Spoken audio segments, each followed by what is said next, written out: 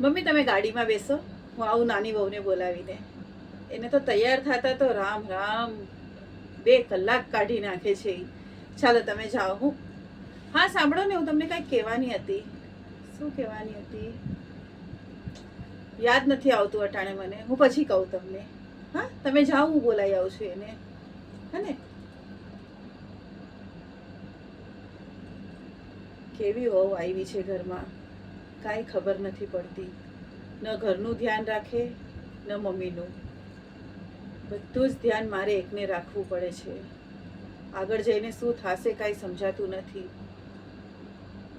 આગળ જઈને ભાગલા પડાવી દીધા તો ઘરમાં કેવી રીતે ચાલશે આ ઘરનું? આટલા વર્ષથી મેં ચલાવીને રાખ્યું છે, કેમ ચાલશે હવે? ભાગ પાડી દીધા 2 ભાઈઓ વચ્ચે તો કાંઈ સમજાતું નથી. ચલો ઠીક છે. નાની વહુ ચાલો બોલાવે છે, મોડું થાય છે અત્યારે. પછી હજી બાકી છે, યા જઈને મેકઅપ કરજો હવે. ચાલો.